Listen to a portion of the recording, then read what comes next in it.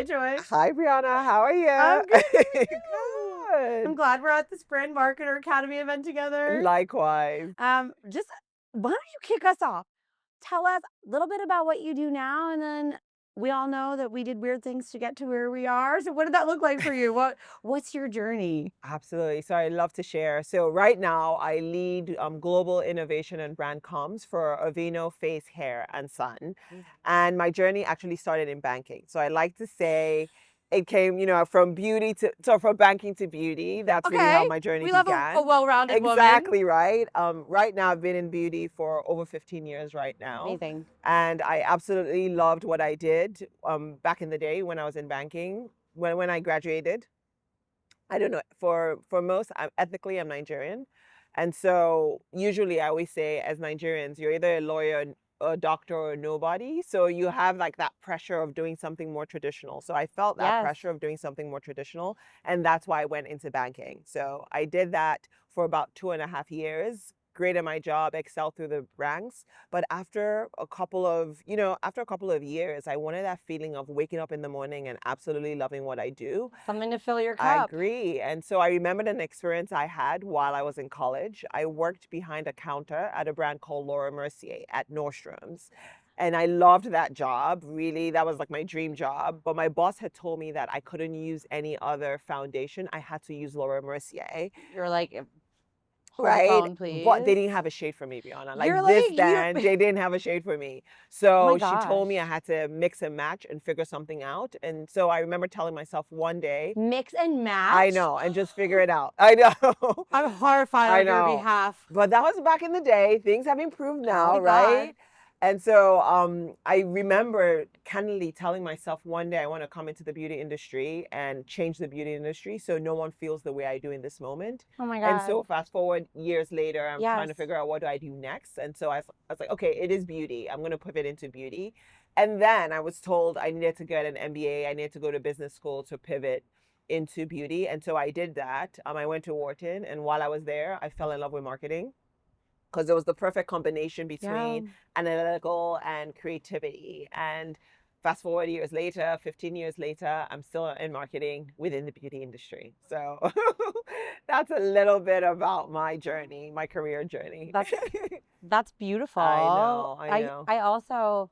I feel like we're in a pivotal moment right Yeah, now as women yeah, where we're finally our voices are being heard a little bit more, and the things that are injustices for us. Like you not yeah. having a color matched makeup. It's literally our face. I, It's your brand. That's what people see. And being I told know. that you have to align with what they have and having that Yeah, not align with you, like yeah. that's such a pivotal moment. I agree. I What agree. what I would love to know, because there are moments as a woman where I've either had male bosses that don't fundamentally understand me as a Yeah. mom, or me as a woman. Like, what advice would you give to you if you Hmm. could go back and talk to you when you Yeah. were um, trying to meet parental expectations or Yeah. societal expectations? Like, what would you tell yourself to do or do differently?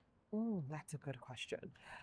I would say it depends on what life stage when I was when I am. If I go back, I can go back to before I graduated when I was thinking that I kind of needed to fit into that mold. Yeah. Maybe then I would have probably put my foot down to say this is the time that I Yes. really want to be able to follow my heart. So Yes. I would say if I could talk to myself then, I would have told myself not to be afraid to Yeah. do what I really wanted to do. Yes. Right. And I actually would say that's advice that I'll keep on giving myself throughout the journey because Yes.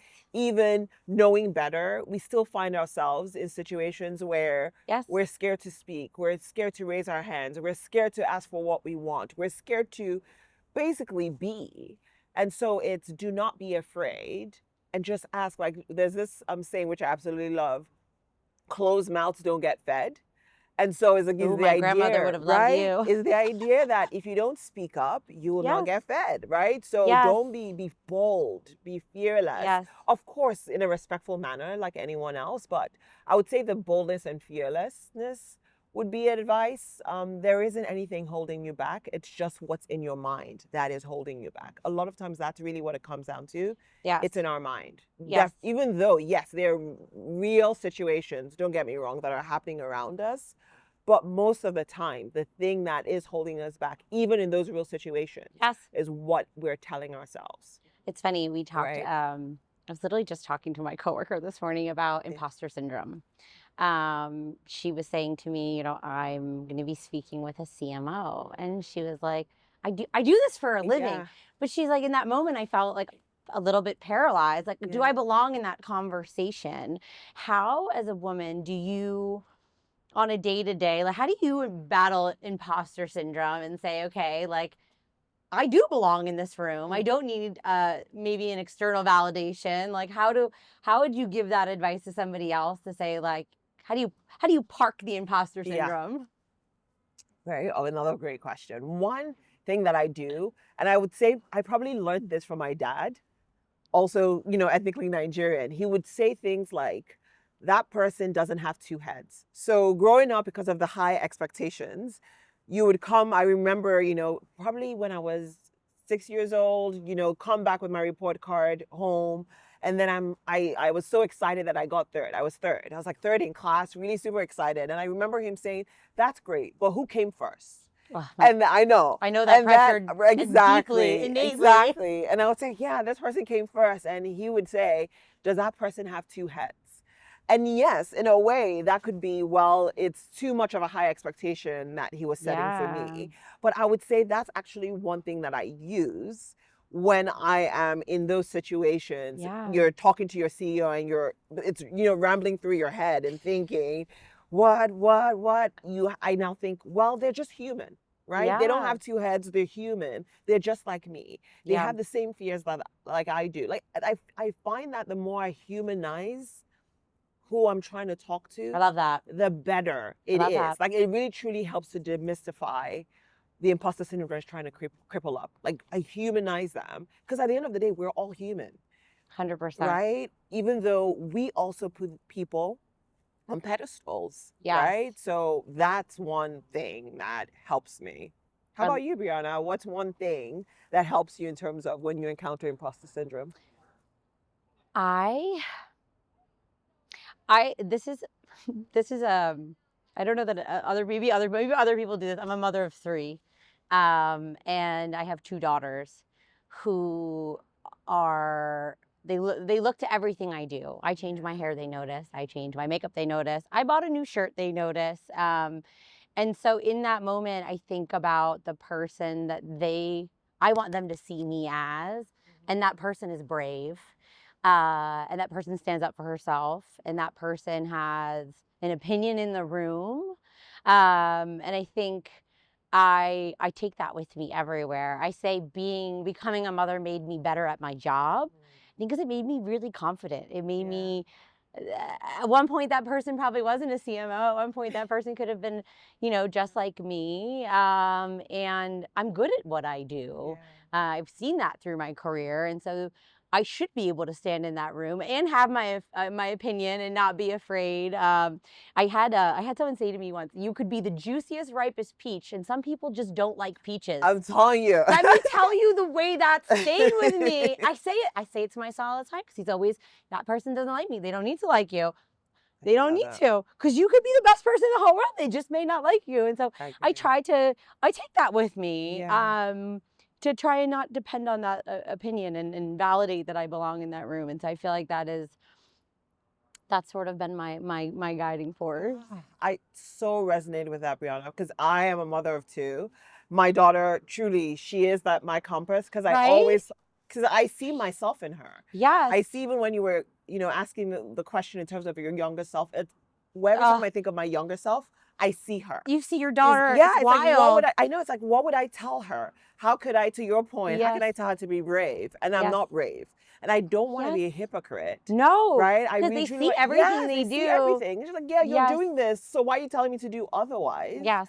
And so I agree. Like I had a moment like that where back in the day, I would, I would use chemicals like texturizing on my hair to kind of Yeah. straighten and loosen my hair. And then I'm telling my daughter, who has curly Curly hair, hair. that be bold, be free. And she didn't say anything about the fact that I use texturize on my hair, but I had a strong conviction in my heart when I remember telling her this. She was probably about 6, that, feel, love your hair. Because I remember she was saying, why don't I have straight hair? Why isn't my hair this long? Why she was having all Yes. these different ideas and coming to me. And I Yes. remember telling her to be confident in who she is. And I had this internal conviction in the sense that, Yes. are you really confident in who you are? Because then why are you Doing, texturizing your yes. hair? And I remember telling myself, okay, no more. I'm going to have my natural, right, grow my natural hair without any chemicals. I feel this so And that was intimately. because of her. Yes. Very similar to what you were Yes. saying, because of her. When my first daughter was born, she looked just like the spitting image of me. And I was like, I grew up disliking all these things about me. And I'm like, they're perfect on her. Yeah. And so I made a conscious decision. I was like, I don't want to use fillers. I don't want to put, I don't want to do things to change my body because I don't want her to think that those are things that I don't like about myself. And so I carry that through my job. I think about them all the time. When I'm working, when I'm thinking about my next career move, I think, how will that impact them? How will they see me? And that's like such a guiding force. And I feel like from one mother I'm to telling another, you. like I love that that's a shared experience. I love that I have a daughter for that reason. I agree. I feel like she grounded me in a way that I don't know that anything else could have. The mirror, right? The She mirror. is mirror. Your Yes. daughters are mirrors too. I love that. Love that too. As you think about what's next in your career, what is something that you learned when you were younger that is going to influence how you take that next step? Like what's a little nugget that you carry with you? Yeah.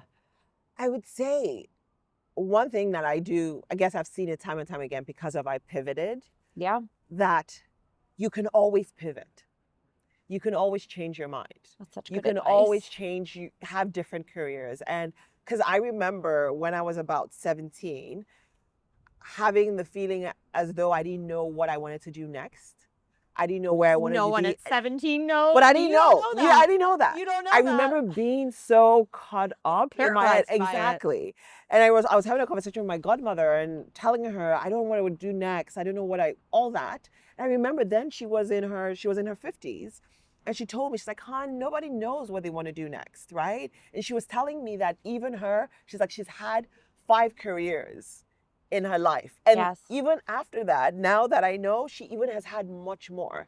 And so she gave me the permission to feel as though I can always change my mind. I could start with something now, doesn't mean I wouldn't want to change my mind. And I love my that. career has shown that.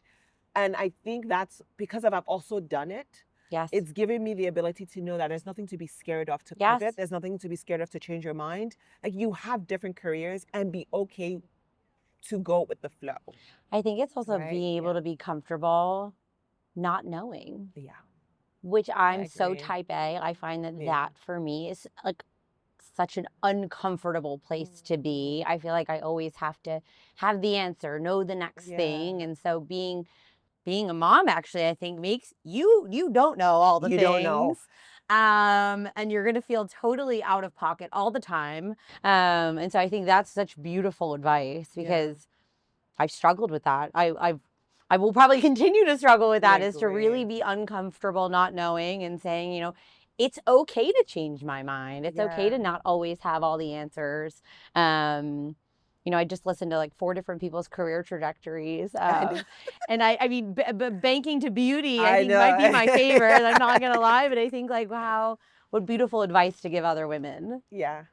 Amazing. Well, Joy, I have so loved meeting you. Same here. I could talk with you for ages. I love Seriously, this. truly. Well, maybe we've made a friend. I know we have. I love this. Thank you for your time. Thank you for yours.